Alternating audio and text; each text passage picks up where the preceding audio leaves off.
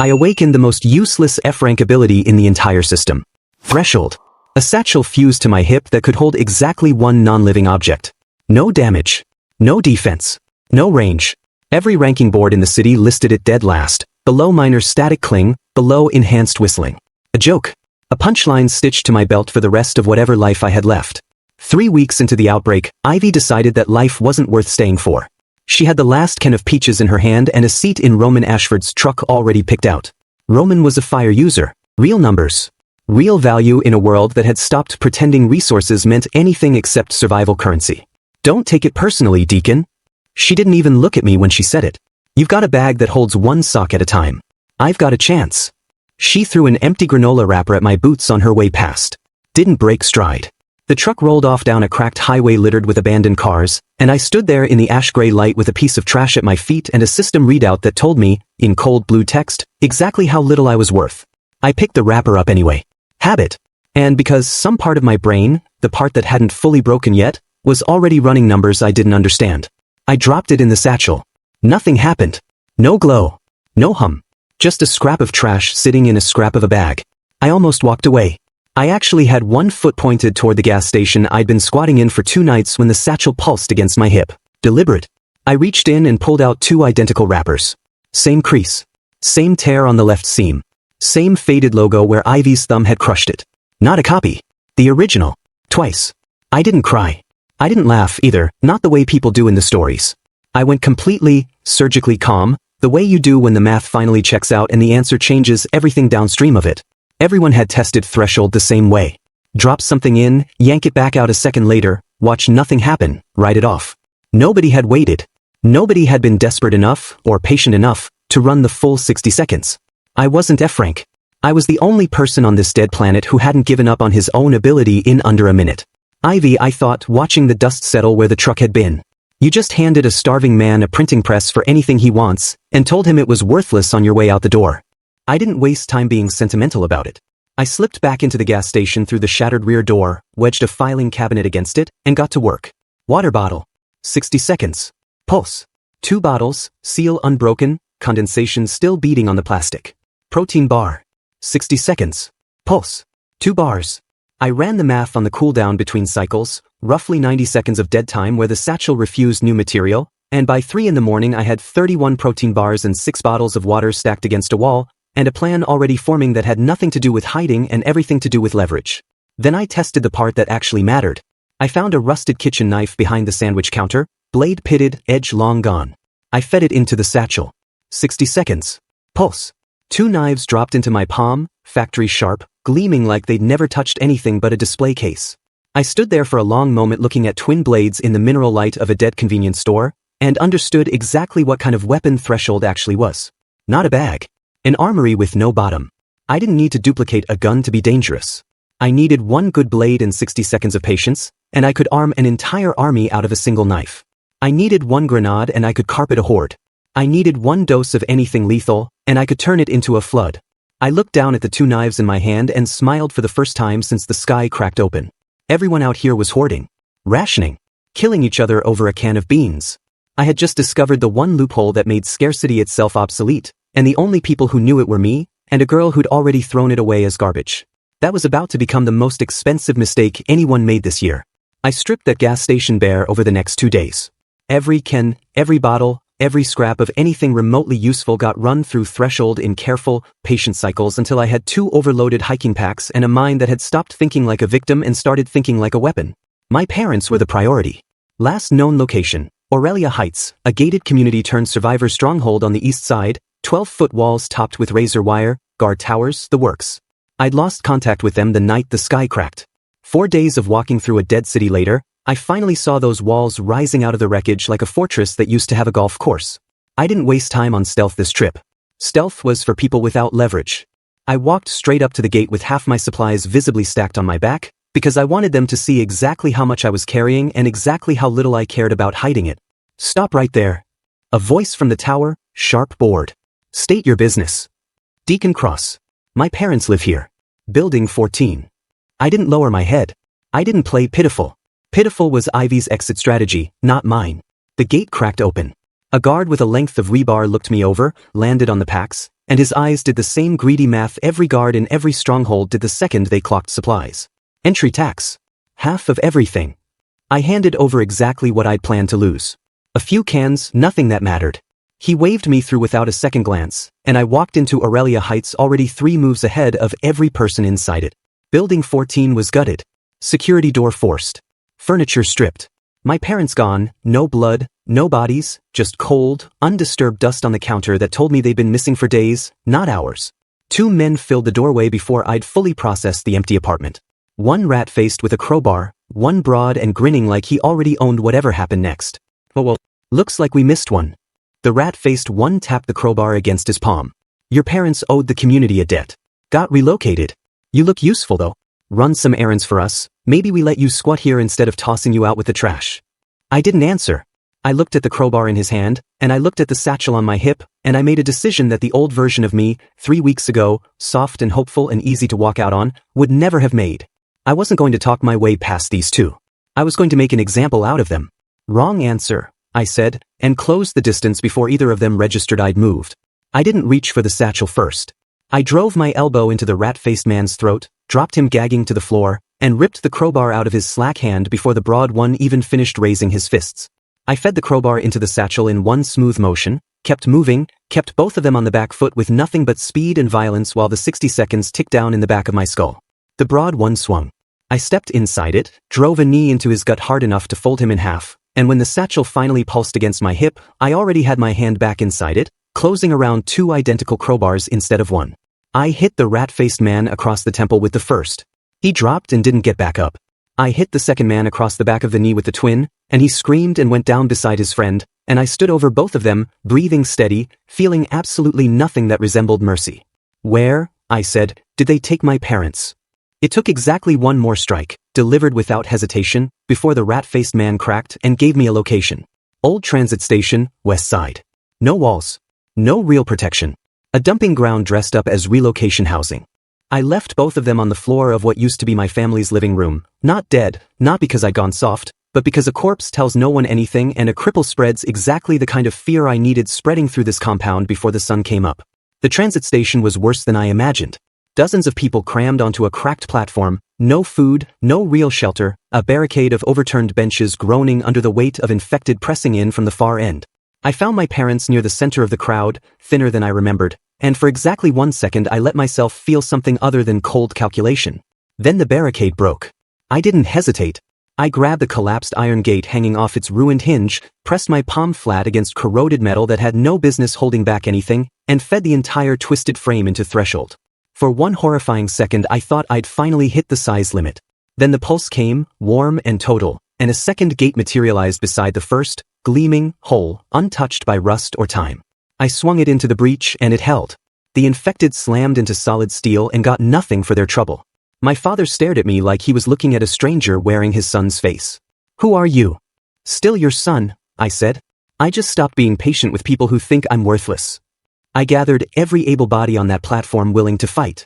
23 people, exhausted but done being scared, armed within the hour with duplicated blades. I ran through threshold 2 at a time until every single one of them had a real weapon in their hands instead of a sharpened piece of scrap metal. I told them the truth. We weren't going back to beg. We were going back to take the entire compound apart. Marshal Thorne met us at the main gate with a dozen armed guards and a woman in dark tactical gear who moved like she'd killed people before and slept fine afterward. Captain Freya Lockhart. I filed her name away as either the most dangerous obstacle in this compound or the most valuable asset, depending on what she did in the next 10 minutes. Thorne was heavy-set, 50s, the kind of confidence that only exists in men who've never once had to test it against someone who could actually hurt them. Well, the cross boy. Caused quite a scene last night, I hear. He looked at my 23 armed, furious people, and he still smiled, because he genuinely didn't understand yet what he was looking at. You've been dumping the weak at that transit station for weeks, I said. Elderly. Children. Anyone who couldn't produce enough for your ledger. That ends today. Bold words for an F rank. He laughed and half his guards laughed with him. You want to make demands, boy? I've got 200 men behind these walls. I didn't argue. I picked up a fist-sized rock off the road and dropped it into the satchel without breaking eye contact. 60 seconds, I said. Use them wisely. Nobody laughed the second time the satchel pulsed. I pulled out 2 identical rocks and let both drop to the pavement, and I watched 200 years of assumed authority crack down the middle of Thorn's face in real time. That's not possible, a guard muttered. F-rank abilities don't do that. This one does everything, I said. Food, water, weapons. Anything I'm patient enough to wait 60 seconds for. You've been starving people over scarcity, Marshal, and the entire time the cure to your scarcity problem was standing outside your gate wearing a bag nobody bothered to test properly. Thorn's composure finally slipped. Greed and panic, tangled together, ugly on his face. You're saying you can duplicate anything. Unlimited. I'm saying your kingdom just ended, I said. You had 200 armed men and 0 leverage the moment I proved I could arm 3,000 more just as fast. Surrender the compound, or I start making examples out of everyone who thinks loyalty to you is worth dying for. Thorn snapped an order. Nobody moved. Not one guard stepped toward me, and Freya Lockhart, hand resting on the hilt of her blade, made no move to obey either. Fine, Thorn snarled, backing toward the gate. Take it, but you'll regret it. There are things in this world worse than a supply shortage. Things that make this, he jabbed a finger toward the horizon, look like a mild inconvenience. The horizon flickered with sickly green light, once, brief and unnatural. Everyone on that road went still. I filed the warning away for later. Threats didn't scare me anymore. Only wasted time did. I didn't kill Thorn. I stripped him of every scrap of authority, threw him in a cell with no privileges and a diet of exactly what he'd been feeding the transit station survivors, and let the rest of the compound watch him eat it. That was the message. Not mercy. Consequence, delivered slowly enough for everyone to understand exactly what happened to people who treated the weak as disposable. I put Freya in command of the guard the same day. She'd earned it by refusing an order the second it stopped making sense to follow. You didn't have to spare him, she said, watching Thorn's cell from a distance. Most people in your position would have cut him down at the gate. Most people in my position don't know how to make a lesson last, I said. He's not mercy, Captain. He's a warning sign I'm keeping on display. She studied me for a long moment, recalculating whatever assumption she'd walked in with. The Blade Squad answers to you now. Not because of the rocks. Because you understand exactly how much fear is worth in a place like this. Good, I said. Because fear is the only currency that's going to matter for what comes next. 2 days after Thorn's fall, I got my first real chance to test Threshold as a weapon instead of a supply line. A scavenger patrol radioed in a problem. A pack of runners, the fast mutation, the kind that didn't shamble, the kind that closed distance like sprinters, had cornered 6 of my people against a collapsed overpass 3 miles out. No backup close enough. No time to drive it. I went alone. Freya wanted to send the squad. I told her to hold position and watch the feed instead, because I needed her to see exactly what I was capable of before I asked her to trust me with anything bigger. I found a single fragmentation grenade clipped to a dead soldier's vest half buried under overpass rubble, old military stock, corroded pin, probably a dud after months in the weather. I didn't care if it worked. I only needed it to exist. I fed it into the satchel. 60 seconds. I counted every one of them while 11 runners closed on my pinned people, snarling, clawing at collapsed concrete for an angle in. Pulse. 2 grenades in my palm. I pulled the pin on the first, cooked it 3 seconds past standard because these things didn't flinch from noise the way regular infected did, and lobbed it dead center into the pack. The blast tore 4 of them apart on impact. I was already reaching for the second before the echo finished rolling, pin pulled, thrown low and flat into the scattering survivors of the first blast, and that one caught 6 more mid-stride, shredding legs, dropping bodies in a spray that painted the overpass wall red. 1 runner made it through the smoke. I didn't reach for a third grenade. I drew the duplicated blade from my hip, dipped less than a second earlier into a vial of concentrated neurotoxin I'd looted off a dead exterminator's belt and fed through Threshold twice already that morning, and put it through the thing's skull before it closed the last 10 feet. 6 of my people walked away without a scratch. 11 corpses steamed on cracked asphalt behind me. I stood in the drifting smoke, blade still dripping poison, and understood exactly what I'd just built. I didn't need a stockpile of rare munitions. I needed one of anything lethal enough to matter, and 60 seconds. Every grenade in existence was now infinite. Every poison. Every blade. Scarcity had just become a rumor other people still believed in. The footage hit Terminus's internal feed before I made it back to the gate. By the time I walked through it, people weren't looking at me like a survivor anymore. They were looking at me like a weapon that had decided, for now, to protect them instead of the alternative. Fear built faster loyalty than gratitude ever did, and loyalty was the only currency that mattered once the real war started. I didn't waste the momentum. I called every faction leader inside Terminus's walls into the old community center that same night and laid out the new rules with 0 room for negotiation. Food comes through me. Weapons come through me. Medicine comes through me. You want any of it, you work, you follow the chain of command, and you don't ever, under any circumstance, threaten anyone weaker than you inside these walls. I let that sit for exactly as long as it took every face in that room to understand I wasn't asking. Break that rule once, you're exiled. Break it twice, you don't get a third chance. Nobody argued. Nobody dared. I put Freya in operational command, my parents in charge of civilian logistics, and Scarface's old crew, the same men who'd threatened my life in a factory a week earlier, on permanent perimeter duty, because broken loyalty rebuilt through fear was still loyalty, and I intended to use every scrap of it. Terminus didn't grow like a community after that. It grew like an economy with exactly one supplier, and I owned the entire supply chain. Within a month, the garden plots produced actual surplus because I duplicated seed stock faster than anyone could plant it. Within 2 months, the clinic ran better than most pre-outbreak hospitals because I duplicated antibiotics, sutures, and surgical tools until the shelves groaned. Within 3 months, Terminus fielded an armed force running duplicated blades, duplicated body armor, and a growing stockpile of duplicated munitions that made every neighboring faction think twice before testing our borders. I ran the numbers on my own power the same way I ran everything else. Cold. Exact. Then, month 4, I found the discovery that changed the entire shape of the war I was building toward. A guard named Osei took a bite during a routine sweep, infection already crawling black up his forearm by the time they carried him into the clinic. Everyone in that room had already started grieving him. I hadn't. I drew a vial of clean, uninfected blood from a volunteer, fed it into Threshold alone, and pulled 2 identical vials back out 60 seconds later. Then I pressed one directly against Osei's open wound and fed the combination through a second cycle, wound and clean blood together, testing a theory I hadn't shared with anyone because if it failed, I didn't want witnesses to my mistake. 60 seconds. Pulse. The corrupted veins in Osei's arm retreated back beneath healthy skin like they'd never existed. His fevered mumbling settled into ordinary, even breathing. I cured him. The room went silent around me. My mother stared at the bed like she was watching a resurrection. I stared at my own hand, doing math that had nothing to do with medicine and everything to do with war. If I could cure 1 infected, I could cure 1,000. If I could cure 1,000, I could weaponize the cure itself, concentrate it, pressurize it, turn the very thing that saved lives into something that could be delivered at range against anything wearing corrupted flesh. I didn't tell the wider compound what I'd found. I kept it locked in a private lab my parents ran under my direct authority, and I spent the next several weeks running Threshold on isolated samples of the antivirus I synthesized from Osei's cure, distilling it down cycle after cycle into something concentrated enough that a single drop, according to the tests I ran on infected tissue samples smuggled in from the perimeter, dissolved corrupted cells on contact like acid through paper. A cure. And a weapon. Same substance. Different delivery. I stood in that lab at 2 in the morning, holding a sealed vial of concentrated antivirus in one hand, and understood exactly what I was going to do with it the day something big enough to actually threaten Terminus finally showed up. That day, according to every scout report trickling in from the perimeter over the following weeks, was coming faster than any of us wanted to admit. Something out east was pulling infected toward it in numbers nobody had ever tracked before, not scattered wandering, not blind instinct, but coordinated migration, entire hordes converging toward a single point on the map like iron filings dragged by a magnet nobody could see yet.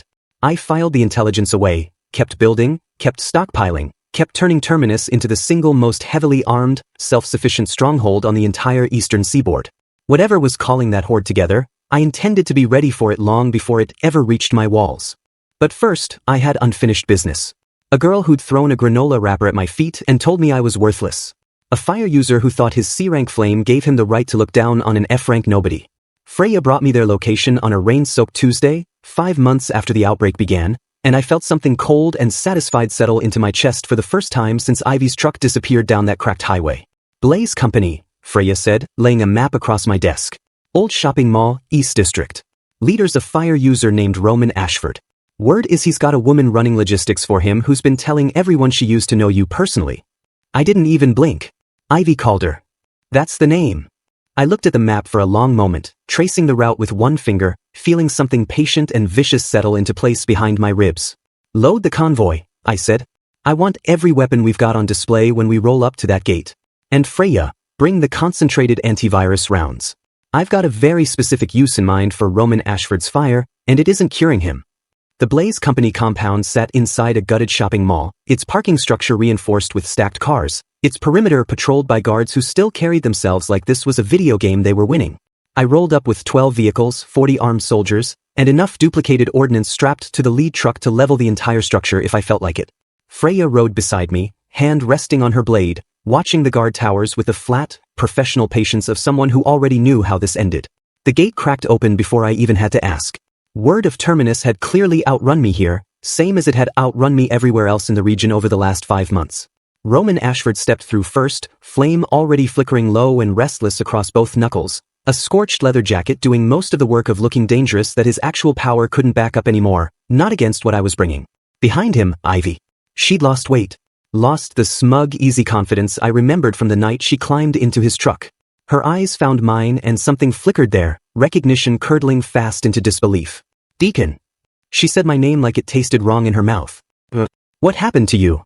I got patient, I said. You should try it sometime. Might have saved you a lot of trouble.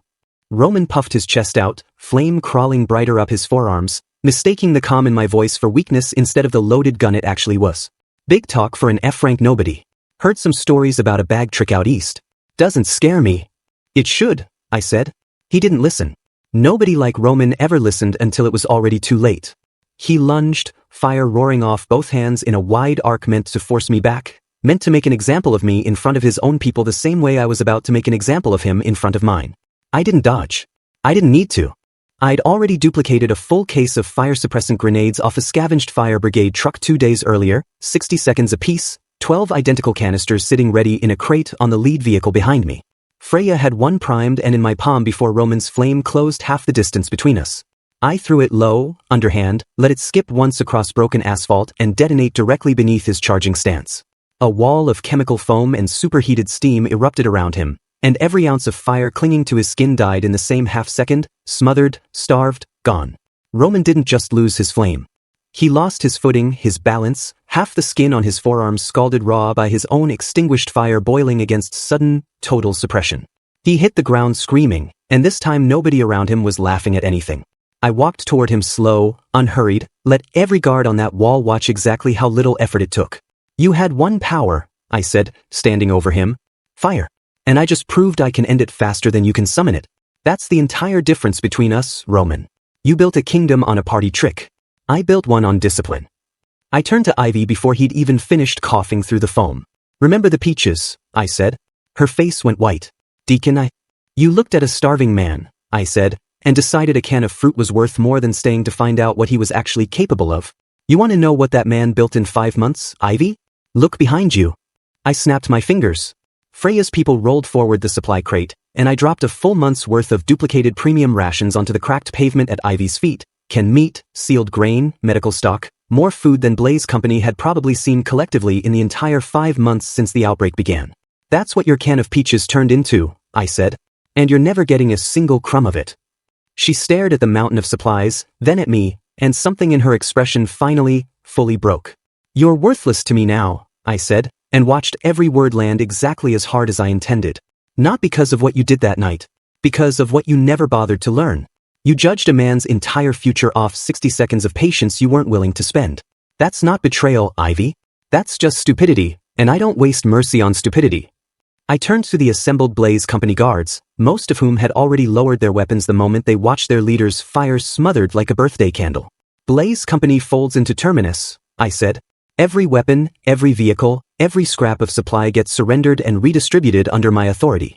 Roman Ashford loses his rank and goes to hard labor on the eastern wall until I decide otherwise. Ivy Calder gets nothing. No rations, no shelter, no protection, unless she earns every single one of them from zero, the same way everyone else in my city had to. Nobody argued. Nobody dared, not after watching a C-rank fire user get put on his back by a bag everyone used to call worthless. I looked down at Roman one final time, still curled on the ground, skin blistered, dignity gone entirely. Get up, I said. You've got a wall to build. I didn't look back at Ivy on my way out. I didn't need to. I'd spent 5 months turning myself into the exact opposite of the man she'd thrown away, and watching her kneel in the wreckage of her own bad math was payment enough. Mercy was for people who'd earned a second look. She hadn't. Freya fell into step beside me as we walked back toward the convoy, Blaze Company's entire remaining force standing in stunned, silent formation behind us. You didn't kill either of them, she said. I half expected you to. Dead people don't suffer, I said. Living ones do, every single day they have to watch what they threw away. That's a better sentence than a knife ever could be. She was quiet for a moment, studying me with something that had shifted, somewhere in the last 5 months, From professional caution into genuine, wary respect.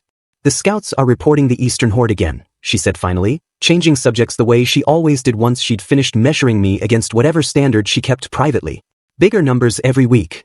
Coordinated movement. Whatever's pulling them together, it's close now, Deacon. Days, not weeks. I looked east, past the ruined skyline, toward a horizon that had, months earlier, flickered once with sickly green light I still hadn't fully explained to myself. Good, I said. Let it come. I've spent 5 months building an army, a cure, and a weapon out of a bag everyone called useless. Whatever's sitting on that throne of bone out there is about to find out exactly how much damage 60 seconds of patience can actually do. We rolled back into Terminus by nightfall, Blaze Company's surrendered weapons stacked in the convoy behind us, Roman's fire-suppressing humiliation already spreading through the ranks faster than any official announcement could have managed. By morning, 3 more smaller factions had sent runners asking to fold into Terminus's authority voluntarily, no fight required. Word traveled fast when the alternative to joining was watching your strongest fighter smothered like a candle in front of his own gate. I didn't celebrate. I didn't have time to. Freya found me in the command center an hour after we returned, a fresh scout report in her hand and none of the usual steadiness in her face. It's not just numbers anymore, she said, spreading a hand-drawn map across the table. Long-range observers finally got eyes on the center of the horde. Deacon, there's something at the core of it. Something seated. Our people are calling it a throne. I went very still. A throne of what? Bone, she said. Bone and rot, stacked into something that looks deliberate instead of accidental. And whatever's sitting on it, the observers say the horde doesn't move on instinct anymore. It moves on command. Every infected within 100 miles is converging on a single point, and that point is us. I looked down at the map, at the dense cluster of markings tracking a horde larger than anything Terminus had faced since Thorn's fall, and felt something cold and focused settle into my chest. The same clarity I'd felt standing over Roman Ashford's smothered flame that afternoon. An S-class, I said. Intelligent. Commanding. Exactly the kind of thing that ends cities that aren't ready for it. Are we ready? Frey asked. I thought about the vial of concentrated antivirus locked in my private lab, distilled down through weeks of patient, careful cycling until a single drop dissolved corrupted tissue on contact. I thought about the crates of duplicated munitions stacked 3 deep in Terminus's armory, the poison blades, the fire-suppressant canisters, the entire arsenal I'd built out of nothing but 60 seconds and a bag everyone had once called worthless. No, I said. Not yet. But we've got days, not weeks, and I intend to spend every single one of them making sure that whatever's sitting on that throne understands exactly what kind of mistake it made, choosing this city as its target. Freya studied me for a long moment, something steady and certain settling into her own expression, the look of a soldier who'd finally found a commander worth following all the way to the end. Then give the order, she said. Terminus is ready to move on your word. I looked out the command center window at the city spread below, lights burning in windows that had been dark and abandoned 5 months earlier, an entire population that owed its survival to a single decision I'd made in a dead gas station the night Ivy threw a granola wrapper at my feet and told me my ability was worthless. She'd been wrong about everything that mattered. I intended to make absolutely certain the thing marching toward my walls learned that same lesson, the hard way, before this war ever reached its gates. Sound the alert, I said. Full mobilization. Every weapon, every soldier, every drop of concentrated antivirus we've synthesized gets staged at the eastern wall by dawn. Whatever that throne of bone thinks it's bringing to my doorstep, it's about to find out exactly what an F-rank with 60 seconds of patience actually built while everyone else was busy underestimating him. Freya saluted, sharp and certain, and turned to relay the order. I stood alone at the window a moment longer, watching the horizon where, somewhere past the ruined skyline, an S-class intelligence sat on a throne of bone, commanding an army toward the one city on the entire continent that had already learned exactly how far a duplicated blade, a duplicated grenade, and a weaponized cure could reach. It had no idea what was waiting for it. I didn't plan to fight the sovereign at my own walls. Walls were a last resort, a place you died behind when every other option had already failed. I intended to win this before the horde ever got close enough to test Terminus's defenses at all. 3 days. That was the window Freya's scouts gave me before the horde reached striking distance, and I spent every hour of it building a kill box instead of a barricade. 2 miles east of Terminus sat a collapsed highway interchange, 3 lanes funneling down into a single choke point where an overpass had come down years before the outbreak, leaving a narrow, debris-choked corridor with sheer concrete walls on both sides. Perfect terrain. A horde moving in mass formation would compress through that gap whether it wanted to or not, sheer numbers forcing the front ranks forward faster than the ones behind could see the danger. I didn't rely on numbers to win this. I relied on math. I spent the first day duplicating munitions until the armory ran out of room to stack them. Fragmentation charges, wired into the collapsed support beams on either side of the corridor, enough explosive yield stacked into that narrow gap to level a city block twice over.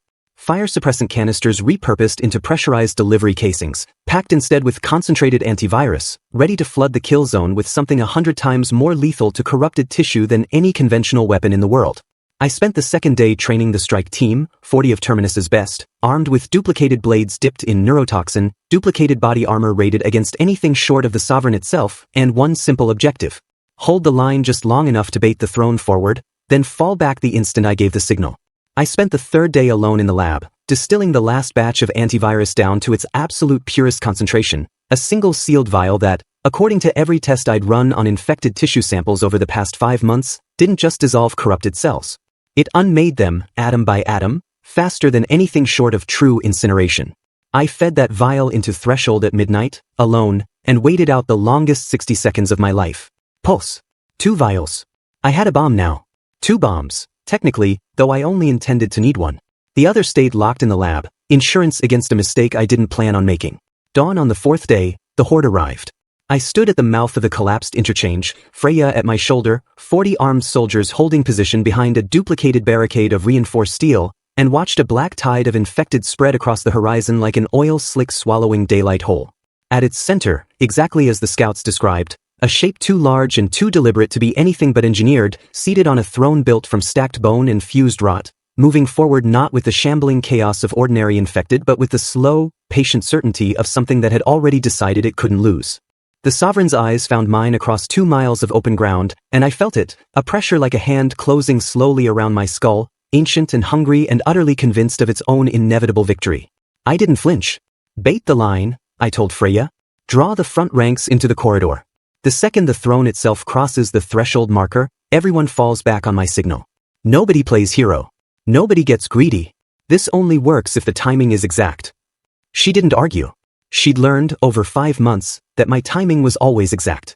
The strike team advanced, blades flashing, drawing the outer ranks of the horde into a screaming, chaotic charge toward the choke point.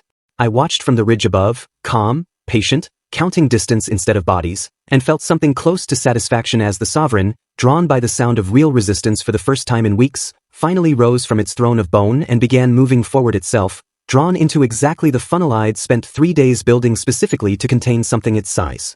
It crossed the threshold marker at the exact moment I'd calculated. Fall back, I said, and Freya's signal flare shot skyward, and 40 soldiers broke formation and ran, fast and disciplined, out the far end of the corridor while the Sovereign and the densest mass of its horde pushed forward into the trap, hungry for the retreat that had just opened up in front of it like an invitation. I detonated the fragmentation charges first. The corridor walls erupted in coordinated sequence, concrete and rebar screaming outward, burying the horde's outer ranks under tons of collapsing debris in a blast that shook the ground under my boots 2 miles from Terminus's walls. The Sovereign didn't fall.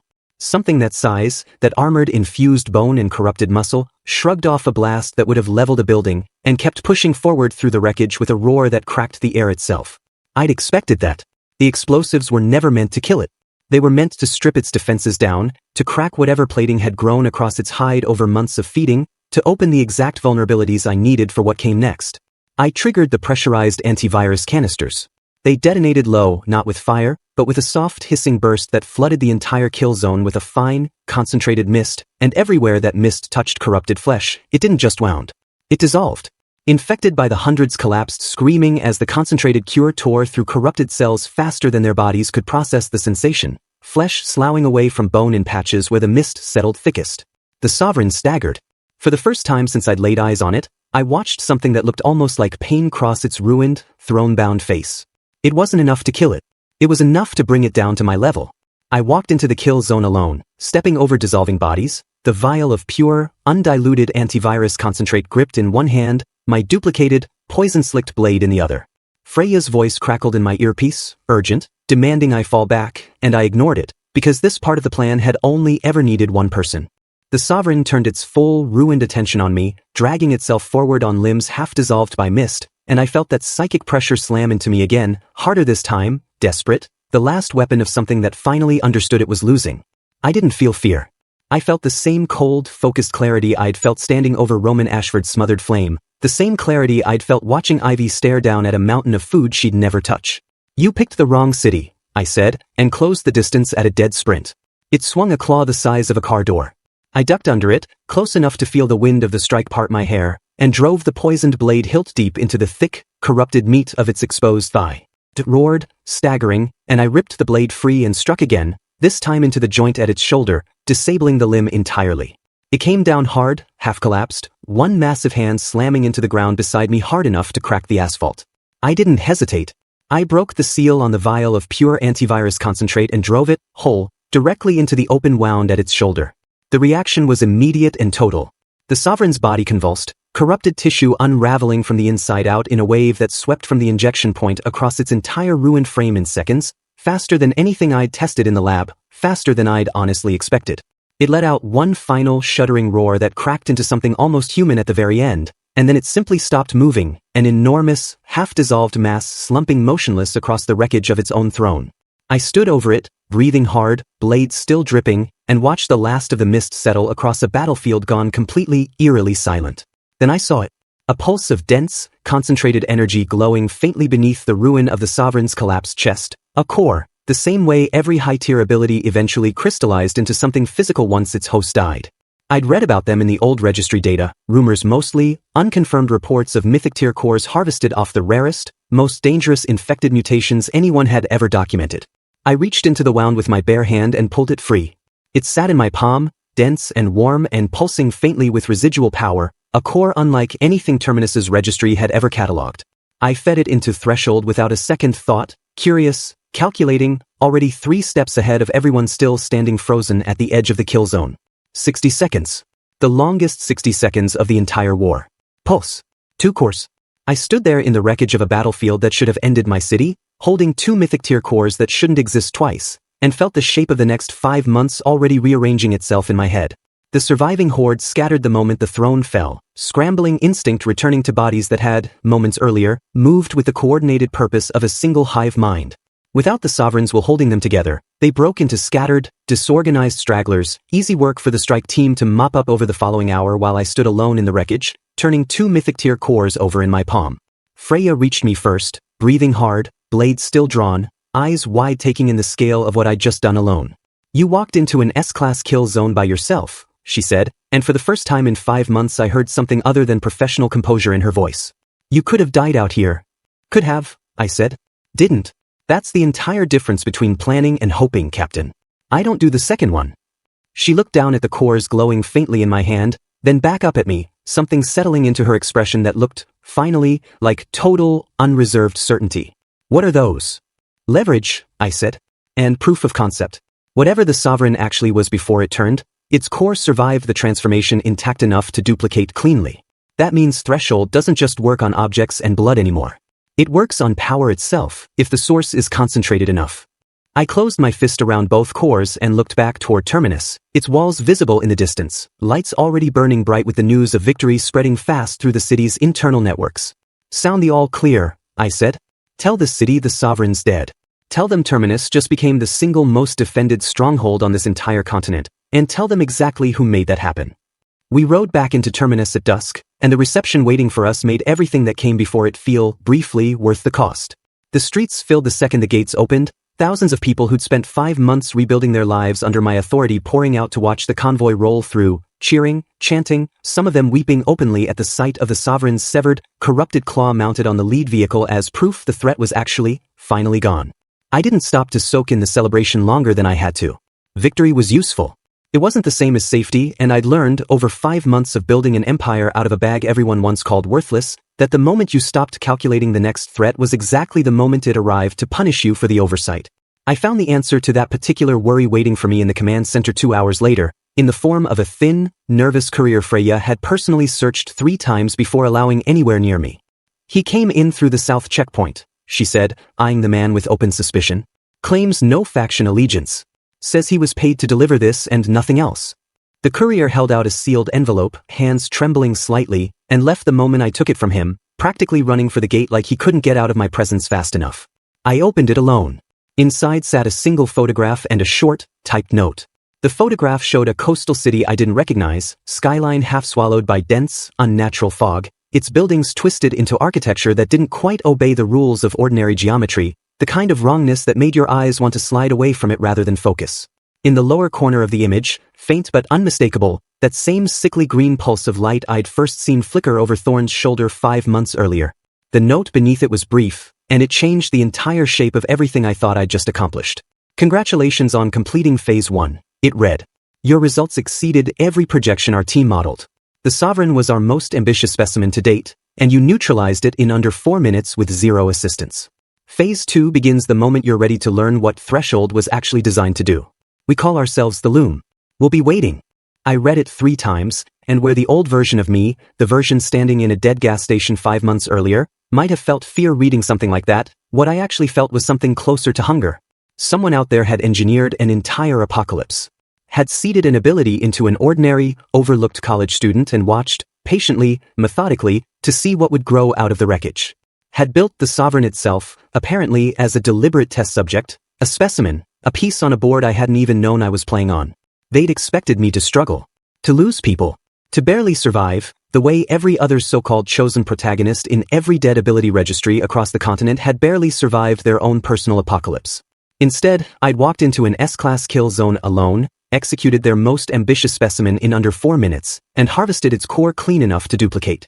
I set the photograph down on my desk and looked out the window at the city stretching below, cured, rebuilt, thriving, an entire population that owed every single meal, every dose of medicine, every moment of safety over the past 5 months to a decision I'd made the night a girl who used to love me decided a can of peaches was worth more than staying to find out what I was actually capable of.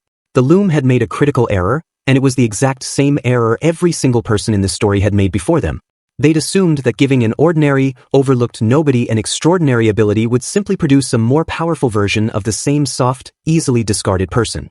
I laughed, short and sharp, alone in that command center, and the sound carried nothing that resembled fear. Freya found me there 20 minutes later, and the moment she saw my expression, whatever question she'd walked in with died on her lips. What did it say? She asked instead. It says the apocalypse was never an accident, I said, sliding the photograph across the desk toward her. It says an organization called the Loom engineered all of it, the outbreak, the Sovereign, probably every single S-class threat scattered across this continent, as a controlled experiment. It says I just finished Phase 1, and Phase 2 is waiting for me somewhere behind that fog. Freya studied the photograph for a long moment, her jaw tightening with the same cold, calculating fury I felt sitting behind my own ribs. They used an entire planet as a laboratory. They did, I said. And they picked the wrong test subject to leave alive at the end of Phase 1. I stood, walked to the case mounted along the command center's far wall, and pulled out the 2 Mythic-tier cores I'd harvested from the Sovereign's ruined chest that same afternoon. I fed the first back into Threshold, alone, patient, running the full 60 seconds one final time that day. Pulse. 3 cores now, sitting in my palm, dense with power that had once belonged to the single most dangerous specimen the Loom had ever grown. Load the armory, I said. Every duplicated blade, every canister of concentrated antivirus, every scrap of intelligence Freya's people can gather on that coastal skyline in the photograph. I'm not waiting around for Phase 2 to come find me on the Loom's schedule. Freya's eyes sharpened with something that looked almost like anticipation. You're going after them.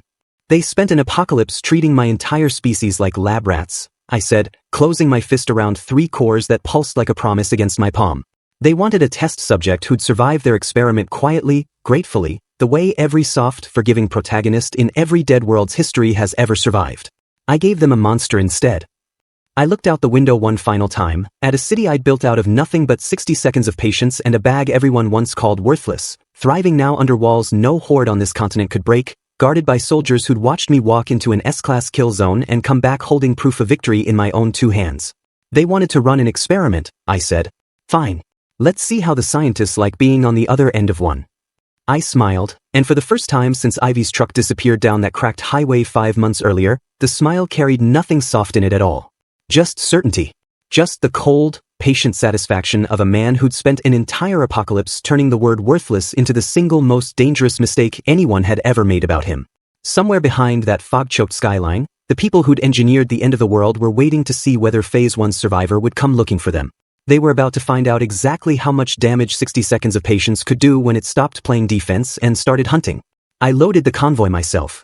I didn't leave that night. Discipline mattered more than momentum, and a commander who charged into an unknown enemy's territory on adrenaline alone deserved exactly the kind of ending every soft protagonist in every dead world's history had already earned themselves. I spent the following week doing what I did best. Preparing until victory stopped being a possibility and became a foregone conclusion.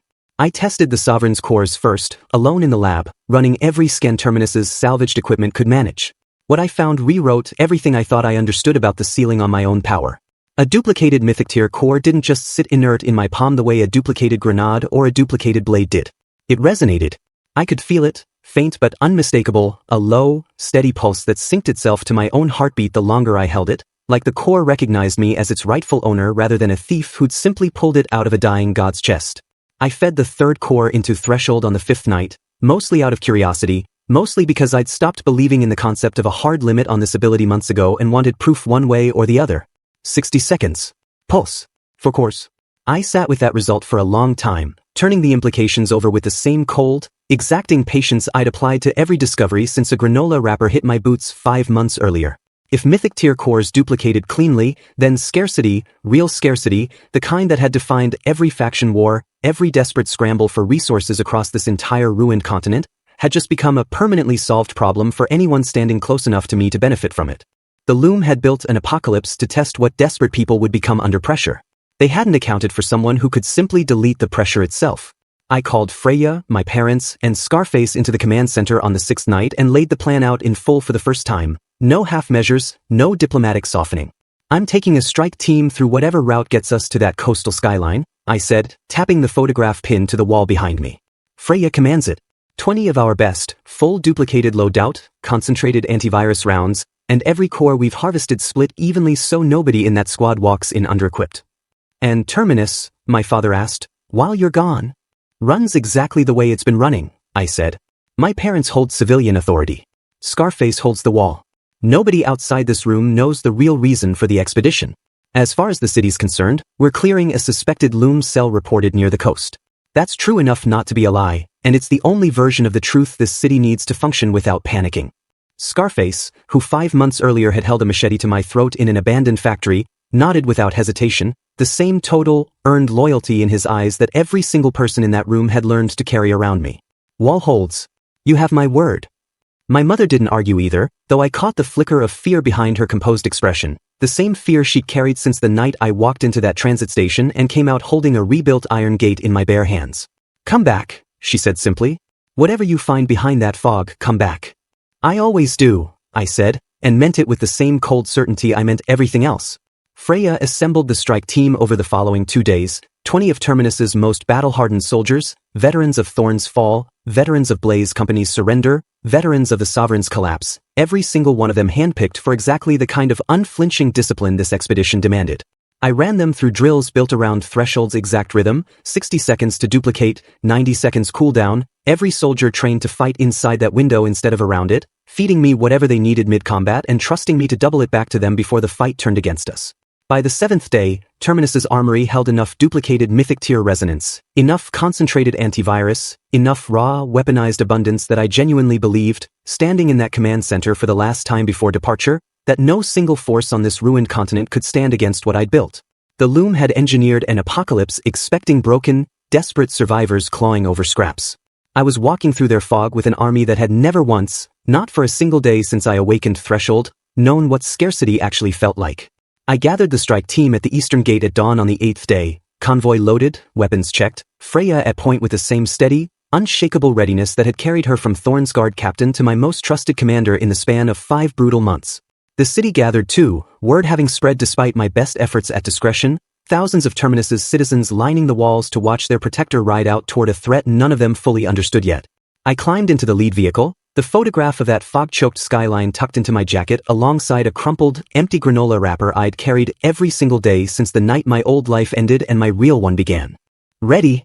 Freya asked, settling into the seat beside me.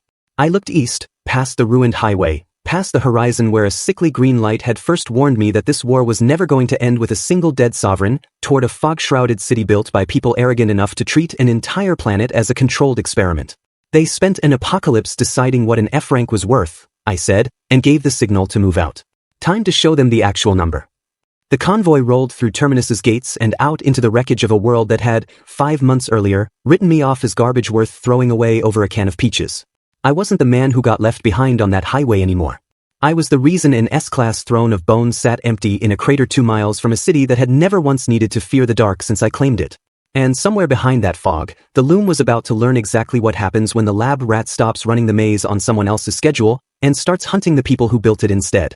Roman Ashford was on wall duty when the convoy rolled past the eastern perimeter, hauling reinforced steel plating into position under Scarface's supervision, scarred hands still healing from the fire-suppressant burns I'd left him with weeks earlier. He straightened when he saw the lead vehicle pass, some old, stubborn flicker of pride trying to surface one final time. I didn't stop for him. I didn't need to. His entire existence now was proof enough of what happened to people who mistook a temporary advantage for a permanent one. Ivy stood further back, near the ration line. She'd been assigned to work 3 shifts a day since the day I stripped Blaze Company bare, and for one brief second as the convoy rolled past, our eyes met across the width of the compound. She didn't call out. She'd learned, over the past few weeks, exactly how little that would accomplish. She just watched, silent, some complicated mixture of regret and disbelief still written across her face, the same expression she'd worn every single day since she realized exactly what she'd thrown away over a can of peaches. I held her gaze for exactly as long as it took to make sure she understood I felt nothing looking back at her, and then I looked forward, toward the horizon, toward a fog-choked skyline that mattered infinitely more than closure with a woman who'd already gotten every ounce of consequence she'd earned. The convoy cleared Terminus's outer checkpoints by mid-morning, moving fast along cleared supply routes Freya scouts had mapped over the preceding week, 20 soldiers, for armored transports, and an arsenal that made every scavenger camp we passed scatter for cover rather than risk testing us. We reached the edge of the fog on the second day of travel, and the sight of it up close stole the easy confidence right out of the strike team's chatter. It didn't move like ordinary weather. It rolled and shifted along a boundary that held itself unnaturally still, a wall of gray mist stretching from horizon to horizon, swallowing the coastal skyline whole except for the faintest, wrongly angled silhouettes of buildings that shouldn't have been able to stand at the geometry they were leaning toward. Freya brought the convoy to a halt at the boundary, every soldier tense, weapons raised, watching that unnatural fog with the specific dread of people who understood, on some primal level, that whatever lived past that line didn't follow the same rules the rest of this broken world still obeyed. Orders, Freya said, watching me instead of the fog, the same absolute trust in her voice that had carried her through Thorn's fall, through Blaze Company's surrender, through the Sovereign's collapse. I stepped down from the lead vehicle and walked to the very edge of the mist, close enough to feel it curl cold and damp against my skin, close enough to feel, faintly, the same low, resonant pulse I'd felt holding the Sovereign's core in my bare hand a week earlier. Something on the other side of that fog was watching.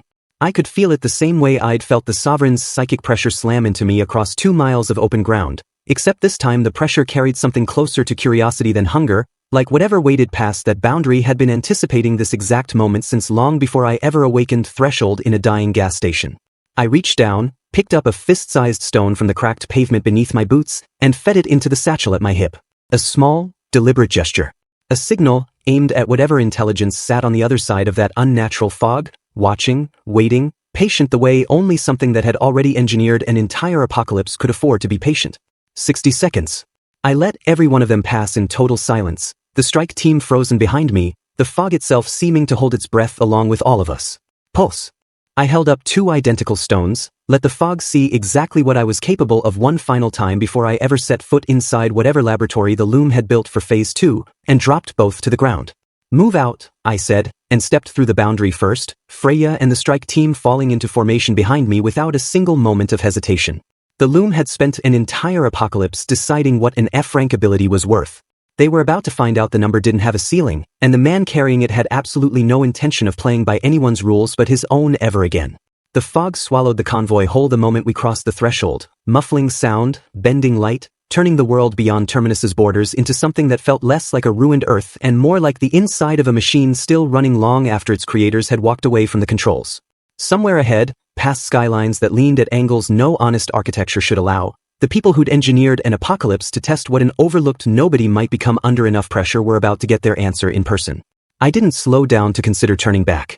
There was nothing left behind me worth retreating to that I hadn't already built strong enough to survive without me for however long this took. Terminus stood on walls no horde could break. My parents ran a city that fed and healed everyone inside it without exception.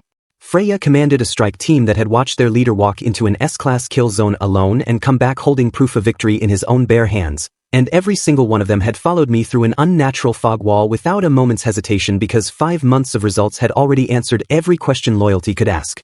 I thought about the version of me who'd stood on a cracked highway with an empty granola wrapper in his hand, watching a truck disappear, convinced the system had simply handed him the worst ability in the history of the outbreak. That version of me had been wrong about exactly one thing, and it was the only thing that had ever actually mattered. Threshold was never about duplicating objects. It was about refusing to accept a ceiling anyone else tried to place on what I was worth, 60 patient seconds at a time, until the entire concept of scarcity, of weakness, of being written off as garbage before anyone bothered to test the theory properly, became a rule that simply stopped applying to me. The Loom had built their apocalypse assuming that rule would hold. They were about to learn, in person, exactly how wrong that assumption had been. Somewhere ahead in that unnatural fog, past twisted skylines and a pressure that pulsed like a held breath, the architects of the end of the world were waiting to meet the one specimen who'd never once, not for a single day of this entire brutal experiment, agreed to play the role of a victim.